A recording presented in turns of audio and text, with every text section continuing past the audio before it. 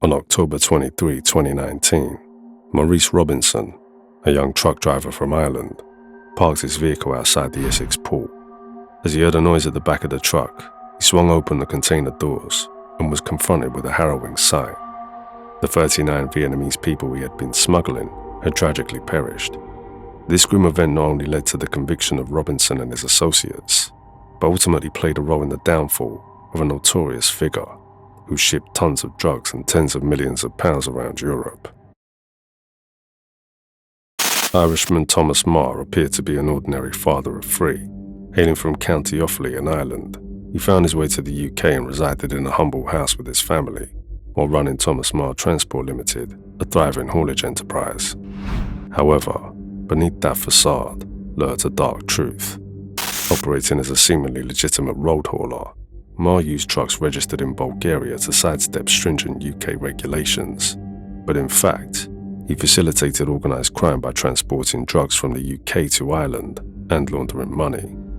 Amassing a criminal reputation and with associates tied to multiple murders, he eventually moved his family to northwest England for their safety. There, he soon became known as the Man in Liverpool. Despite his illicit dealings, Maher maintained an outwardly ordinary life in Warrington, Cheshire, where his wife ran a local beauty salon. Yet privately, Maher enjoyed the luxuries afforded by his criminal enterprises. He possessed an assortment of high-end vehicles, valuable artwork, and expensive watches. In addition, Maher spared no expense on lavish vacations, indulging in first-class trips to Mexico and New York. In Dubai, he bought expensive artwork including a world map made out of bullets. He also owned property in Spain, where he lived a life of luxury. You see, Maher liked to spend money, lots of money. At one point, the National Crime Agency began to notice that Maher's extravagant possessions far exceeded his declared income, which sparked an investigation. Meanwhile, Maher used an encrypted phone when managing his illegal pursuits. Looking like regular phones, the user could access a hidden software system called Encrypted by pressing certain buttons, allowing him to secretly send messages to other Encrypted users. Maher initially used the nickname Satirical, but later, when he acquired a new device, it changed to Snacker. Investigation revealed how he'd been bragging in his Encrypted messages about being involved in organized crime for over 20 years. After staying off the radar for 2 decades, the King of the Road was revealed as a significant figure in the underworld. His luck only ran out when authorities probed an unrelated case. In 2019, Maher's fortunes took a downturn. He'd sold a truck to an Irish criminal named Ronan Hughes, who, unbeknownst to Maher, used it to smuggle Vietnamese migrants into the UK. In October 2019, those migrants were all found dead, and both Robinson and Hughes admitted guilt to 39 counts of manslaughter. In 2021, they, along with their accomplices, were sentenced to prison terms ranging from 13 to 27 years. Shortly after the sinister discovery, Maher was also detained, but he was released without charges. Much to Maher's astonishment, it was discovered that the truck had remained registered under his wife's name after it was sold, leading the National Crime Agency to start an investigation. While authorities eventually cleared Maher of involvement in the migrant conspiracy, they gradually uncovered his participation in other criminal activities, prompting them to start an investigation and seize his assets. Maher seemed to become aware of his communication being intercepted and switched to using Encrypted. The police suspected that he hid his phones outside his home each night when not in use. But despite increasing pressure from law enforcement, Maher maintained confidence in the security of Encrypted. Although he used coded language, he persisted in talking on the phone about matters involving drug trafficking and money laundering. Little did he know, the NCA was on the verge of gaining access to his communications.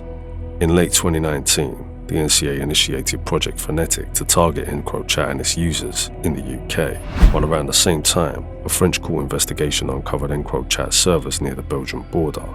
The French were able to obtain images of Encrypted hardware, revealing details of Maher's drug trafficking.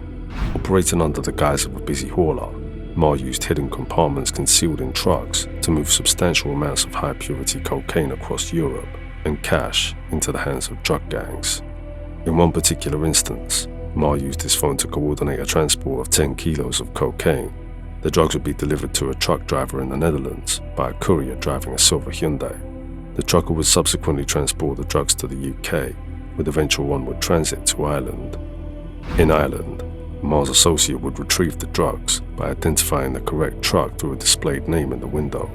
On April 4, 2020, Maher sent several messages to an accomplice that seemed suspiciously related to the organization of that particular transport. Meanwhile, messages showed that Maher was fixated on Ronan Hughes, the smuggler who neglected to register the truck, consequently attracting police scrutiny. Although Hughes had fled the country following the migrant fatalities, Maher was clearly out for revenge. Despite warning about the NCA's investigation, Maher kept sending messages to associates regarding Hughes, implicating that he wanted to let someone hurt him. The NCA interpreted these messages as a threat to Hughes' life. Maher became increasingly worried about the NCA, and investigators noticed him talking about escaping. His messages suggested that he thought he could leave the country without a passport by hiding in a truck. He planned to get travel documents in Spain and then go to a country without extradition treaty. One time, Maher was prepared to leave, but his plantar fasciitis caused too much pain for him to walk to the vehicle, so the plan was delayed. Maher, who suffered a stroke in his 20s, dealt with several health conditions, including this rare foot condition. Nevertheless, Maher did pose a clear flight risk. Coupled with the fact that Encrypted had alerted its users about the system being hacked, the NCA prioritized Maher's arrest and the seizure of his phone. On June 13, 2020, the NCA headed to Maher's home and arrested him. However, neither of the two Encrypted devices linked to him were recovered. Fortunately, investigators had already amassed weeks of data showing how Maher acted as a go-between and logistics manager. Passwords, times, details of stops, and prices were passed through his devices. The data also showed numerous photos of his feet and other images captured inside his home, leaving no doubt that Maher himself had sent the messages. Although Maher chose to remain silent during the subsequent police interrogations, the incriminating Encrypted messages led to Maher being charged with drug importation and money laundering.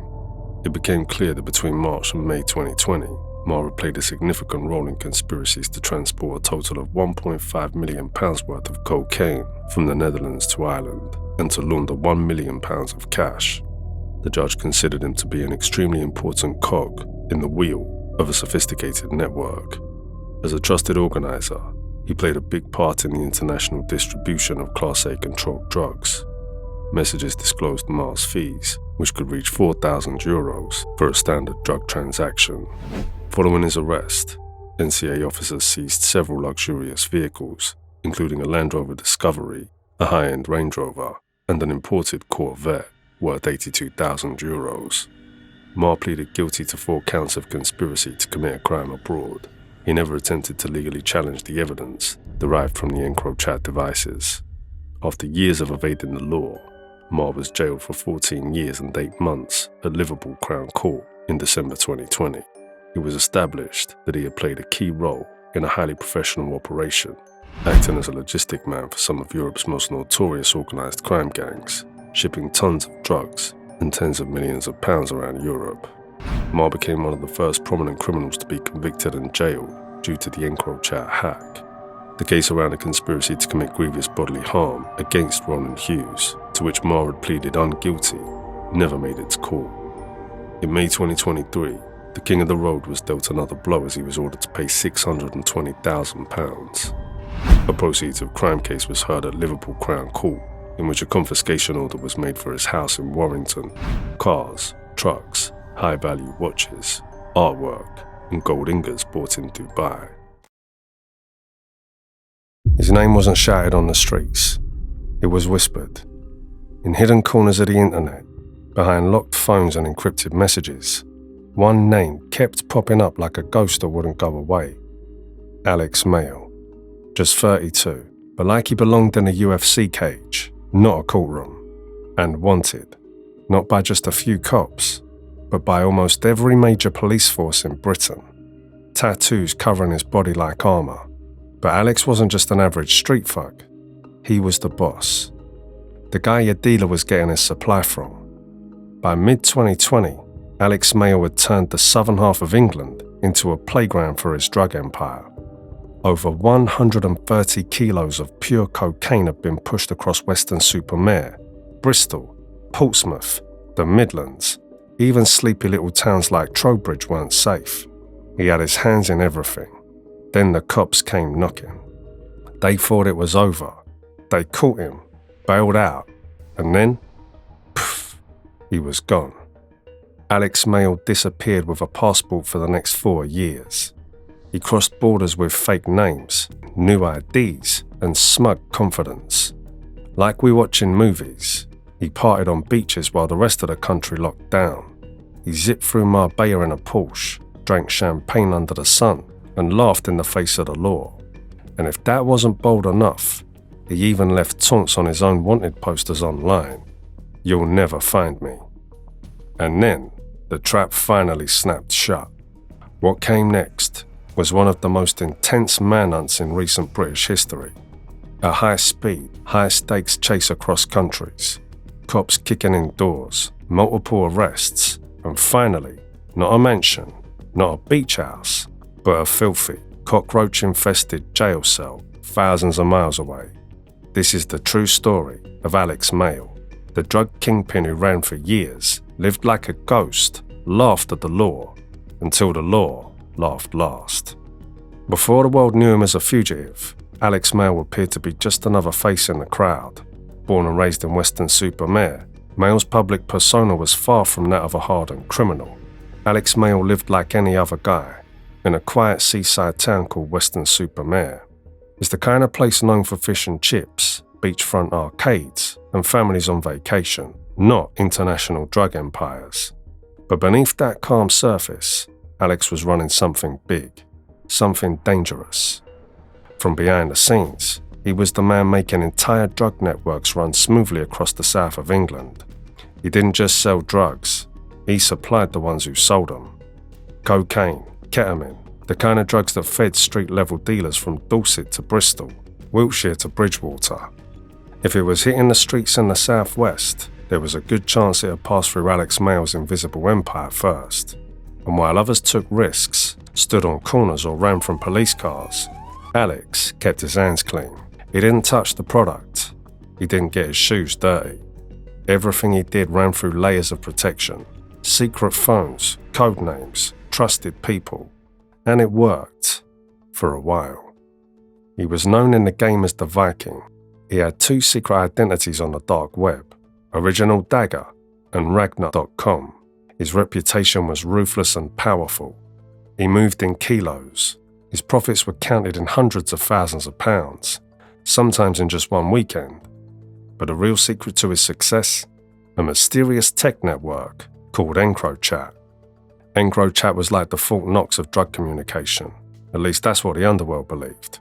Custom phones with no traceable numbers, messages that deleted themselves, a closed network costing thousands just to join. For gangsters like Alex, it felt like a guaranteed cloak of invisibility. But that confidence became his biggest weakness. What he didn't know was that European police, led by French and Dutch teams, had cracked the system.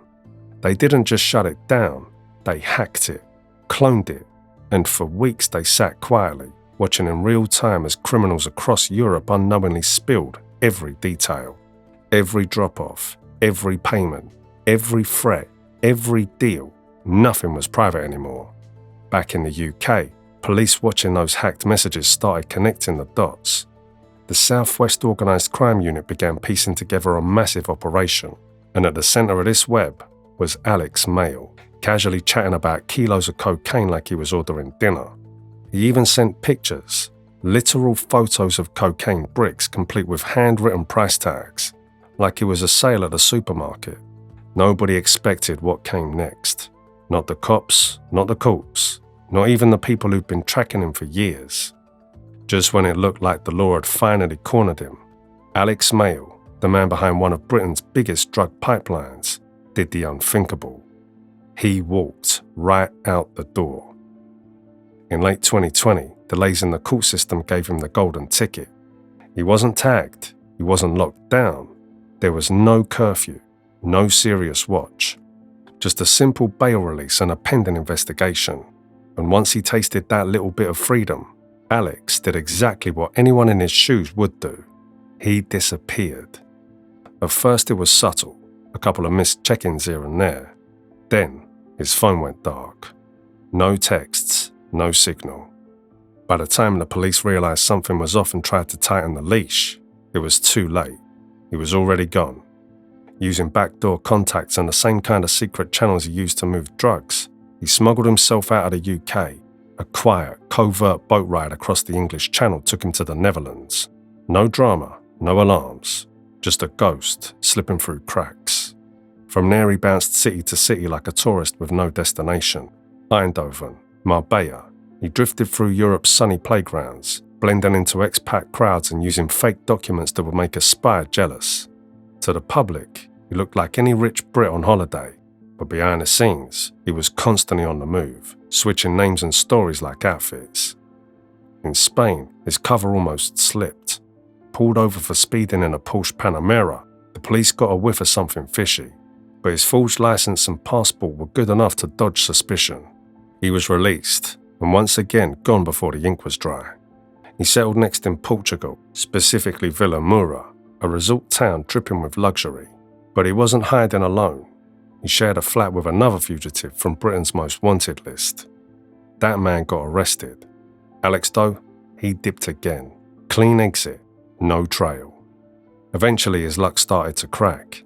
In Istanbul, Turkey, border security noticed something odd. His fake passport didn't match the biometric data. Busted. He was detained on the spot and shipped back to Lisbon, Portugal. This time, authorities were sure they had him. British law enforcement was ready to drag him back in chains, but Alex was already 3 moves ahead. He said, "Sure, extradite me." It was a setup. See, in Portugal, there's a legal limit. You can't keep a suspect in custody more than 150 days while processing an extradition. And Alex had hired one of the slickest defense lawyers in Europe, Ricardo Alvarez Alrio. Known in Spain as the devil's lawyer, this guy specialized in getting the worst people out of the worst situations. He played the legal game like a pro, filing appeal, delaying court dates, running down the clock. Meanwhile, British authorities begged Portugal to hold him on passport fraud. But when day 150 hit, Portugal's Supreme Court had no choice. They let him go, with a condition: check in at a local police station. Alex walked out of court that day grinning. No cuffs, no chase. He even stopped to pose for a photo, the kind you take after winning a lawsuit, not escaping a manhunt. Then he treated himself to a fancy lunch in Lisbon, as if to celebrate outwitting an entire nation. Within a week, he vanished again. But this time, he wasn't just skipping countries, he was jumping continents. With help from Russian criminals who specialized in moving ghosts across borders, Alex was smuggled over the Strait of Gibraltar. In the dead of night, he landed in Morocco, a place known for sunshine, palm trees, and the kind of deep corruption that could protect a man like him for a very long time. He thought he'd found paradise, but fate had one more trick waiting. Because by 2023, Alex Maher had become a legend among fugitives. His mugshot had crossed borders, landing on desks in Interpol offices, pinned on bulletin boards across Europe, and quietly mentioned in backroom strategy meetings from London to Lisbon. Every time the authorities thought they had him, he vanished like smoke. But this time, he chose to reappear in a place few expected: Marrakesh, Morocco. Unlike the flashy cities he'd previously roamed, Marrakesh had become a low-profile hideout. He wasn't living in beach resorts or rolling luxury vehicles anymore. Instead, he tucked himself into a quiet, unremarkable neighborhood, surrounded by dusty streets and worn-down buildings, a calculated decision to avoid attracting attention. But even in this toned-down lifestyle, he didn't give up all his old habits. He still carried a fake passport just in case things turned sideways. And strangely enough, his only companions were 3 stray kittens he had taken in, which added a bizarre softness to the hardened criminal's image. For a moment, it looked like Alex had finally found a crack in the world big enough to hide in. But what he didn't know was that the game had already shifted. While he settled into his Moroccan cover, law enforcement was quietly moving in. Moroccan intelligence agents had already started watching him. Just 2 weeks of silent surveillance. They followed him from a distance, logging his daily routines, pinpointing his location, and compiling everything they needed. This was no local operation either. Back in the UK, the National Crime Agency had been quietly feeding Morocco intel behind the curtain. The two sides were coordinating, preparing to strike when the timing was perfect. And that moment came on January 21st, 2023. There was no action movie takedown, just precision. Moroccan officers moved in like shadows and cornered Alex without a single scene. He didn't run, he didn't resist. It was over in seconds. From there, he was transferred directly to Tiflet Prison, one of the toughest and most secure facilities in the country, a place designed to break spirits and bury escape plans. After years of dancing through different countries and identities, Alex Maher finally found himself back where it all began, inside a courtroom in Exeter. The same city where his drug network once quietly thrived was now hosting the last chapter of his long-running escape. Inside those courtroom walls, prosecutors peeled back the curtain on just how deep his operations went. Between March and June 2020 alone, Maher had moved over 130 kilograms of cocaine, not the cheap cut-up stuff either. This was a high-purity product worth more than £4 million on the streets. On top of that, he'd bought ketamine in massive batches, including one recorded deal for £26,600. The cash flow was amazing. Investigators found records showing he once picked up £600,000 in a single day. This wasn't a street dealer stacking bills in a shoebox. This was an organised business, one that ran with military-like precision. Devices, ledgers, messages, everything seized lined up with witness statements and digital evidence, each piece sharpening the full picture. In one intercepted message, Maher arranged a deal for £37,500 worth of coke, casually attaching a photo of a solid brick. The reply? Looks banging. It wasn't just a transaction, it was an ego flex, proof of how confidently he operated in this world. As the prosecution laid out his escape across Europe and North Africa, they detailed his use of forged passports, multiple fake names, and the quiet life he led while the manhunt closed in. Every move was planned, every disguise calculated, but it couldn't hold forever. His lawyers didn't argue with the evidence. Maher entered guilty pleas for conspiracy to supply cocaine and ketamine, along with laundering criminal profits. The firearms charges weren't pursued in the end, not because he was clean on that front, but because the drug case was already watertight. The judge didn't mince words. He made it clear that Maher wasn't some street pusher trying to survive.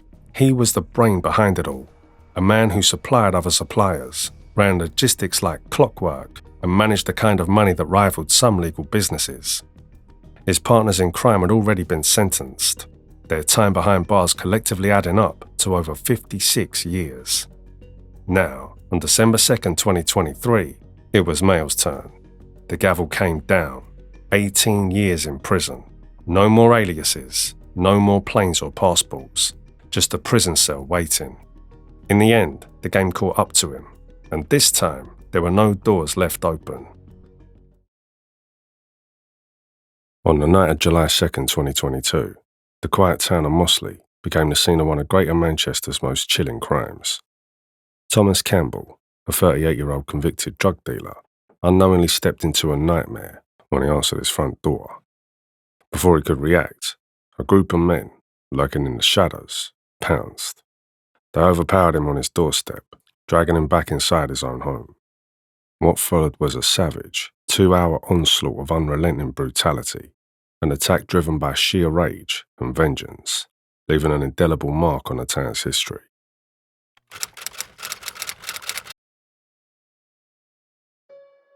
Thomas Campbell was no small-time criminal. His ties to Greater Manchester's underworld stretched back over 2 decades.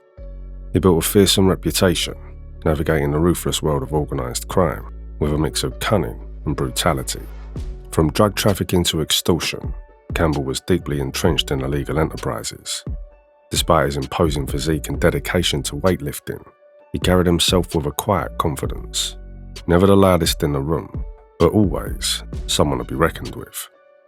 His descent into serious crime began young.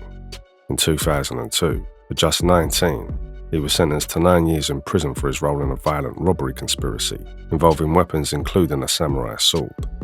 After his release in 2008, he met Colleen Campbell, the woman who'd become the wife and mother of his children. Her father did little to steer him away from crime.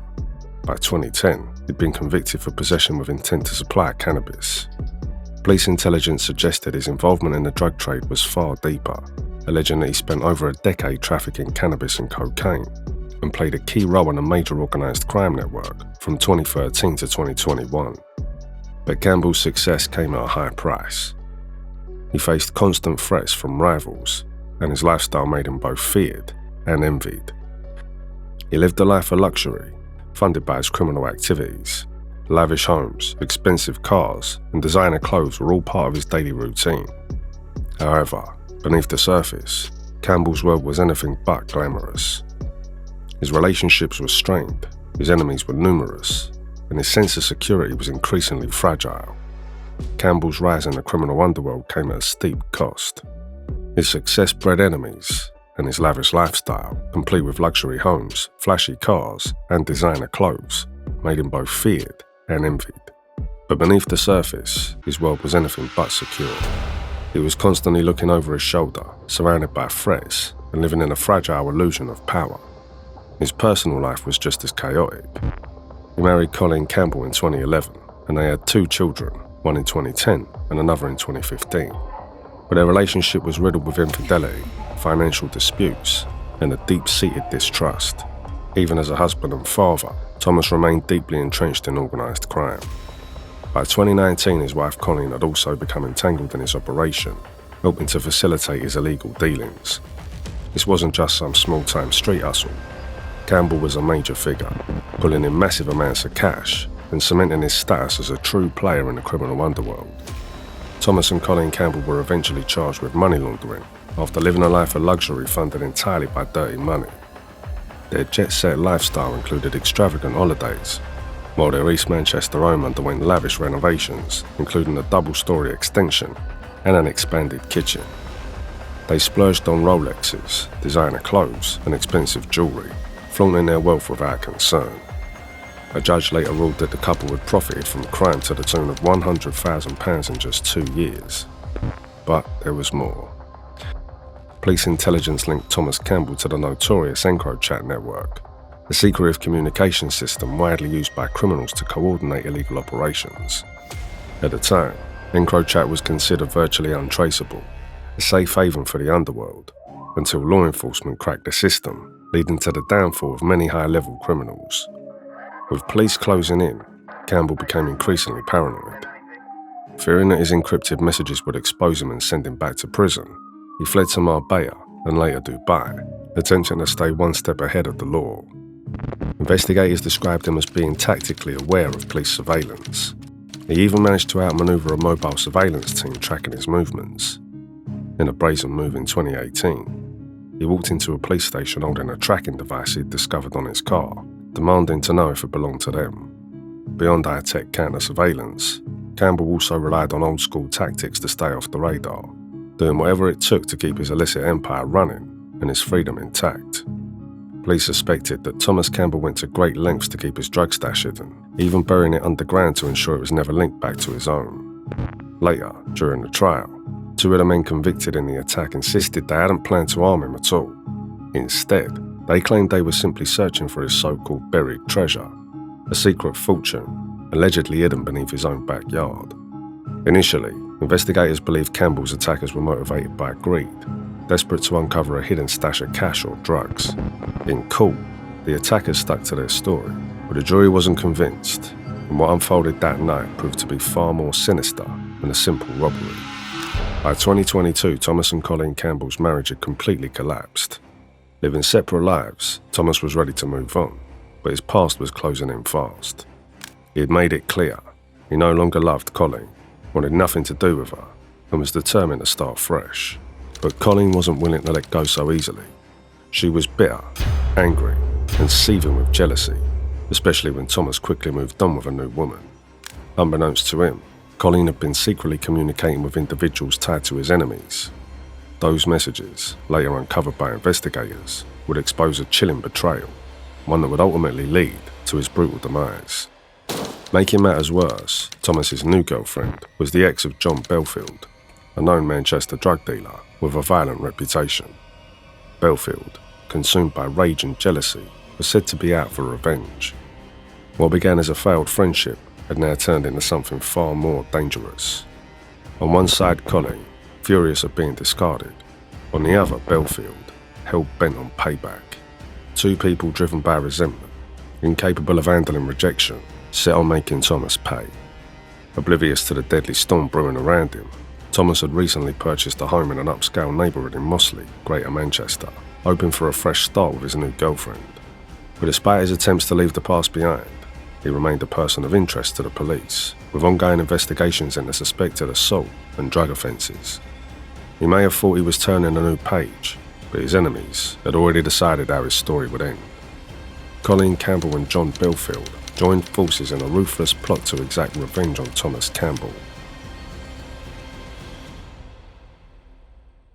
Fueled by bitterness and a thirst for payback, Colin fed Belfield critical details, his business dealings, where he kept his hidden cash, and his daily routine. Together they orchestrated a deadly setup, ensuring Thomas had walked straight into a trap. On July 2, 2022, Thomas Campbell returned to his home in Mossley, completely unaware that his fate had already been sealed. Belfield had assembled a team to carry out the ambush, enlisting Reece Stephen and Stephen Clayworth as his accomplices. That night, the three men lay in wait, weapons in hand, ready to unleash unimaginable brutality. Just after 11 p.m, they stormed into Thomas's home. What followed was a nightmarish, sadistic assault that lasted nearly 2 hours. They beat him savagely, stripped him naked, and subjected him to unimaginable violence. Boiling water was poured over his bare skin. Red-hot iron was pressed against his body, leaving agonizing burns. He was dragged from room to room, battered and broken, enduring unspeakable pain at the hands of men who had no intention of letting him survive. Even in the violent world Thomas Campbell inhabited, this level of cruelty was shocking. It was more than just a robbery or an execution. It was pure, unrelenting vengeance. By the time the attackers finally left, Thomas Campbell had suffered fatal injuries, including shattered ribs, deep lacerations, and severe blunt force trauma. His lifeless body lay in the hallway, his head resting eerily on the first step of the staircase, a grim testament to the brutality he faced. The next day, a neighbour grew suspicious after noticing Thomas's front door had been smashed open. Upon stepping inside, they stumbled upon a scene straight out of a nightmare. Thomas was found naked, except for a pair of socks, his ankles bound tightly with duct tape. When police arrived, they were met with a blood-soaked crime scene, every room in the house painted with the evidence of the horrors that had unfolded. The torture had reached truly depraved levels. His attackers had committed unspeakable mutilation, gouging out his eyes and cutting off his male parts. The agony Thomas Campbell suffered in his final moments is almost too horrific to fathom. The investigation into Thomas Campbell's brutal murder was swift and relentless. From the outset, detectives knew this was no random act of violence. It was a cold, calculated execution. The level of precision and sheer savagery pointed to an orchestrated attack, not a work of impulsive street thugs.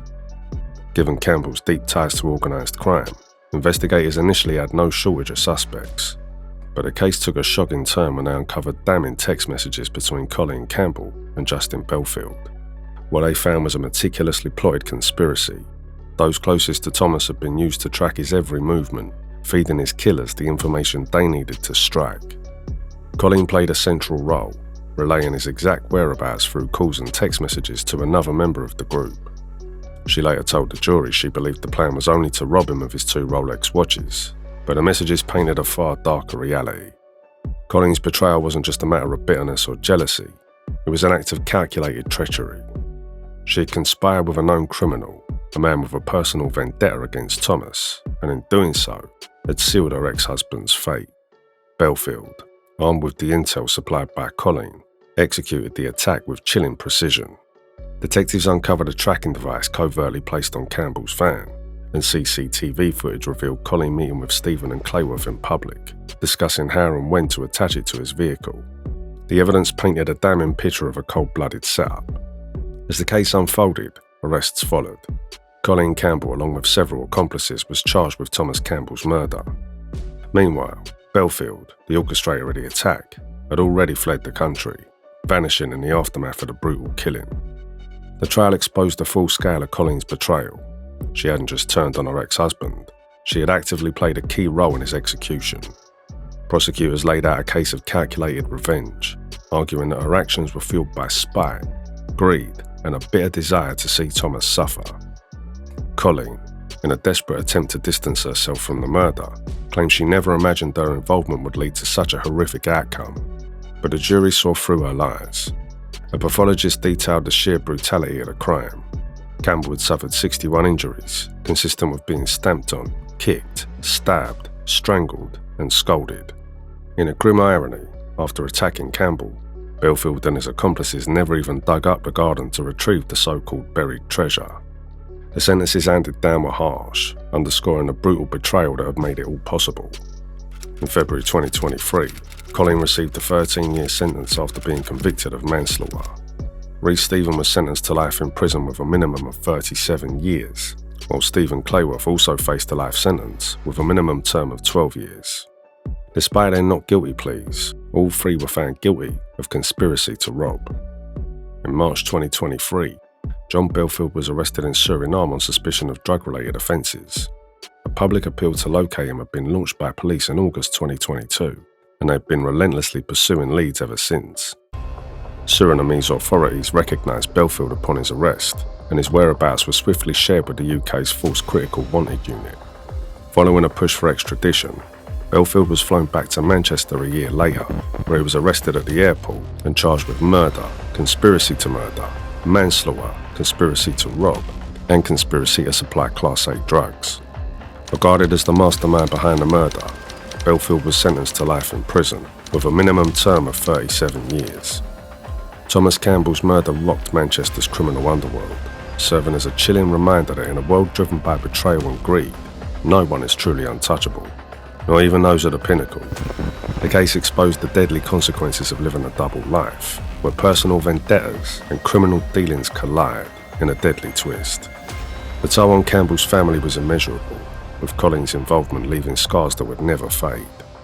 For many, Thomas Campbell's death came to represent the ultimate price of living on the edge, a grim end for a man whose choices had led him down an increasingly treacherous path.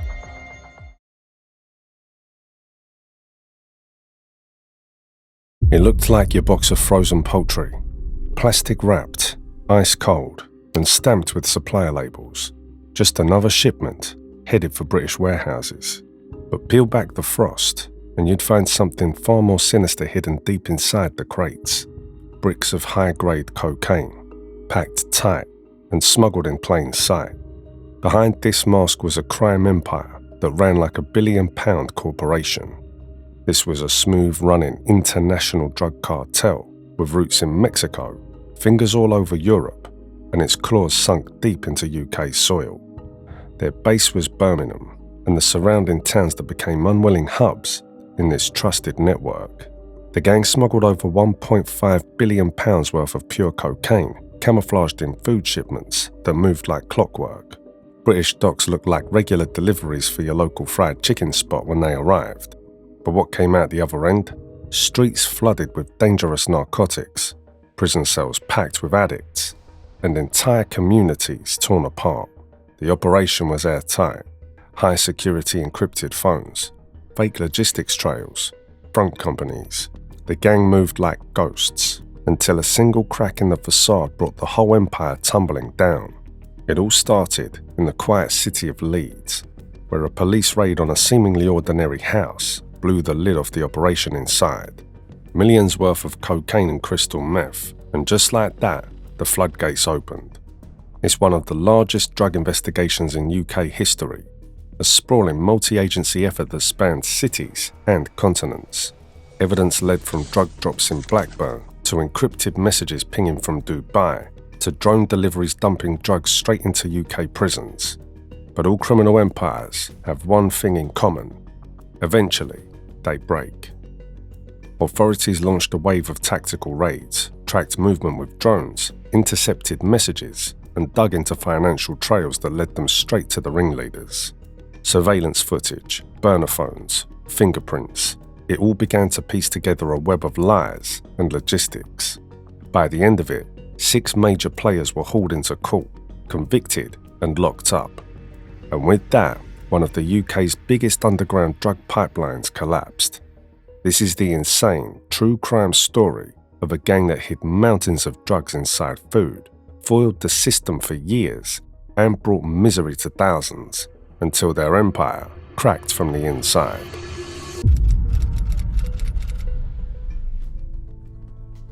You'd never guess it from the outside. Imran Singh, the ghost king of cocaine, lived like any average guy. Quiet neighborhood, regular routines, no flashy cars or loud behavior. But while his neighbors thought he was just another face in the crowd, Imran was actually the mastermind behind one of the most massive drug operations Britain had ever seen. This was a criminal business that moved over £1.5 billion in cocaine, disguised as frozen meat, and slipped right through the system. And the center of this storm? Birmingham, a city known for its deep transportation networks and hidden underworld economy. Singh chose his base well. Singh didn't do this solo. He had a team of trusted right-hand men: Maninder Dasanya, Rizwan Ali, Mandeep Singh, Peter Massey, Amandeep Rishi, Ashtiaq Ahmed, Mithab Hussain, and Kamran Hussain. Each one had a job. Some found warehouse space, others managed shipping routes. What made Singh terrifying wasn't just how much cocaine he moved, it was how invisible he made himself. He didn't touch the drugs, barely made a move in public, but behind the scenes, encrypted messages, financial records, and phone traces showed he was calling all the shots.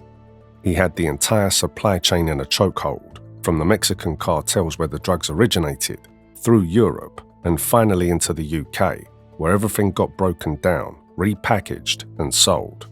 From there, the drugs flowed like water into London, Leeds, Birmingham, and Manchester. The money? Washed through small shops, secret accounts, and businesses that looked clean from the outside. Millions vanished into offshore accounts like dust in the wind. But Singh made one classic criminal mistake. He got too big. He ran everything like a businessman, not a gangster. No guns blazing, no wild parties, just methodical, cold strategy.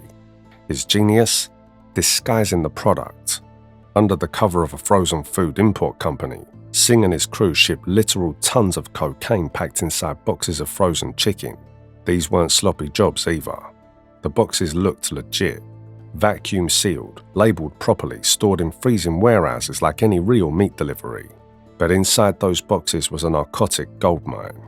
As his operation grew, so did the number of people involved. More couriers, more drivers, more risks. And it only takes one crack in the machine for everything to fall apart. That crack started to show with what looked like an everyday food shipment. It arrived like any other, plastic-wrapped pallets, invoices, box labelled for restaurants and wholesalers. But buried inside, mixed with the frozen meat, massive quantities of cocaine. Over 15 tons of it. They had turned the process into a near-factory system. The drugs weren't just thrown in with chicken, they were hidden deep, layered into packaging. The whole thing was designed to outsmart customs and border checks.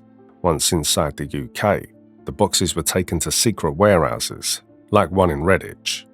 There, the team would carefully pull the drugs from the packaging, repack it in smaller bundles, and prep it for delivery.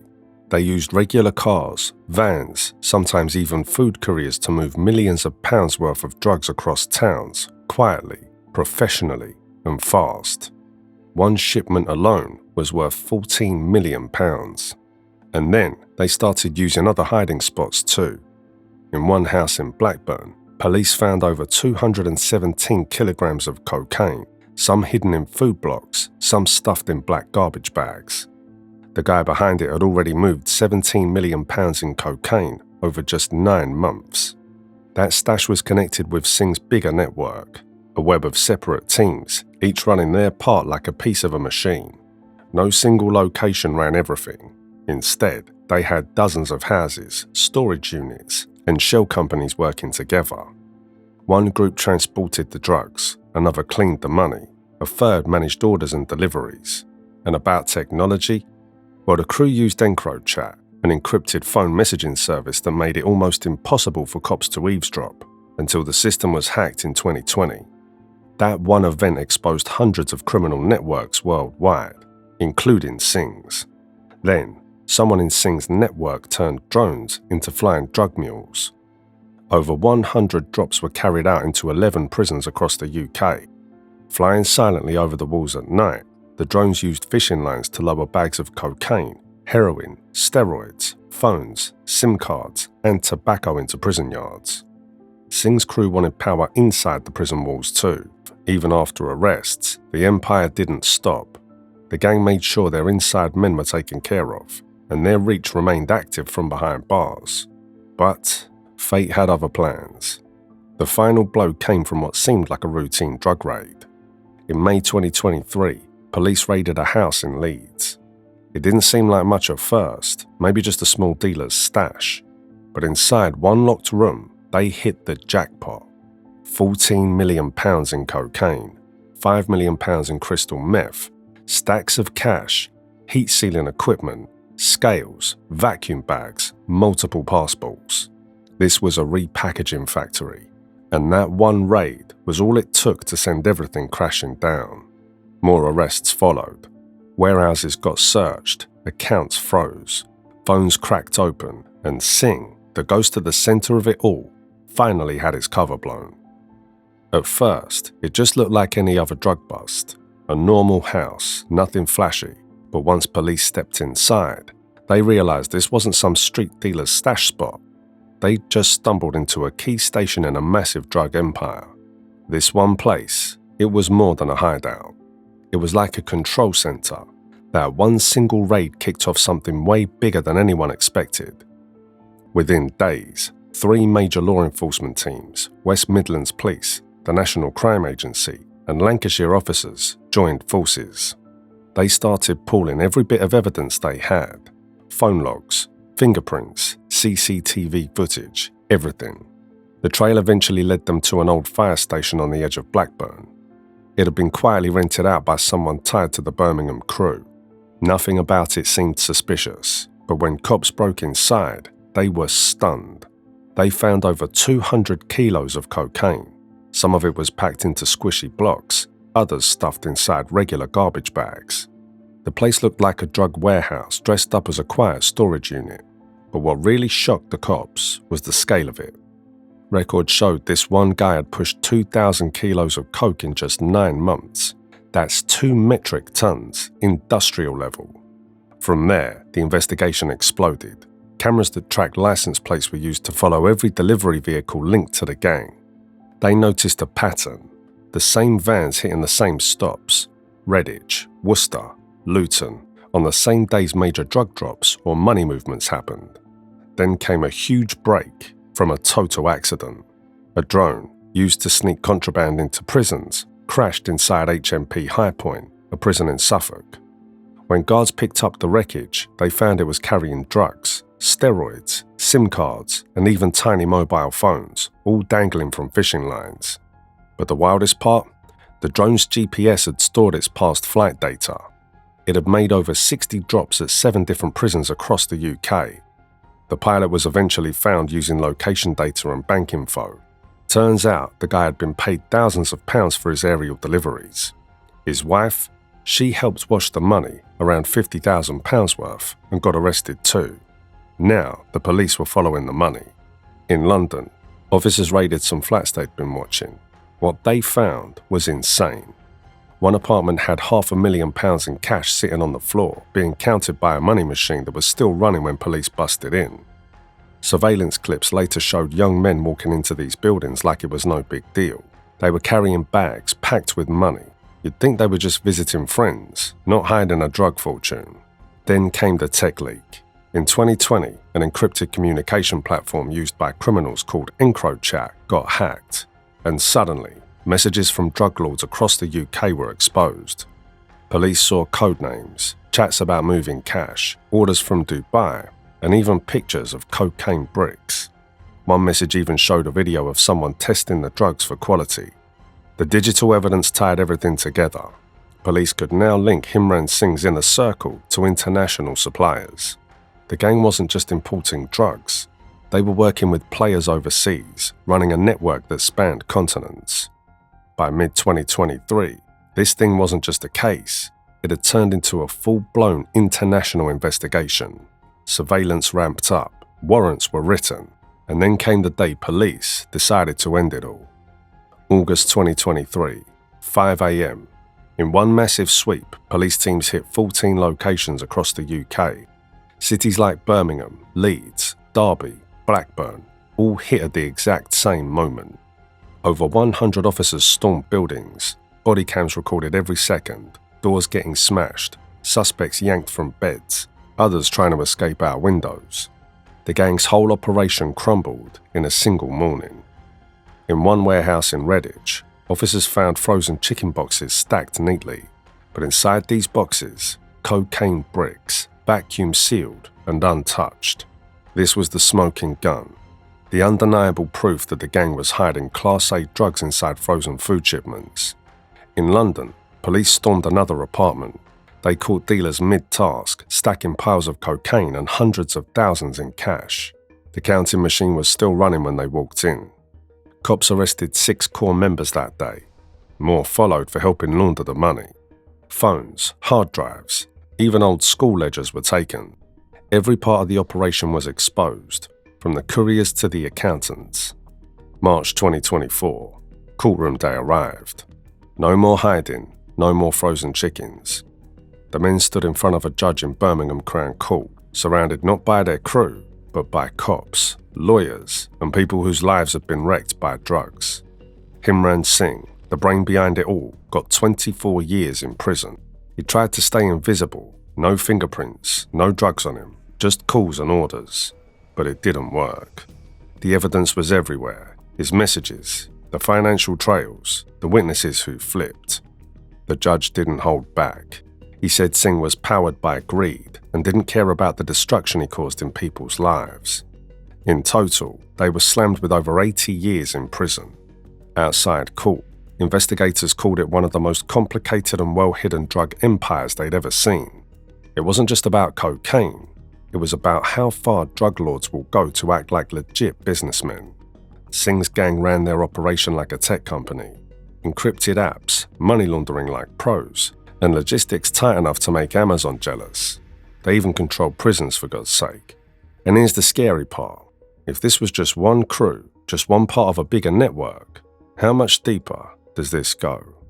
That was it for today's video. What are your thoughts on today's topic? Let us know in the comments, and don't forget to like the video and subscribe to our channel if you'd like to see our next videos.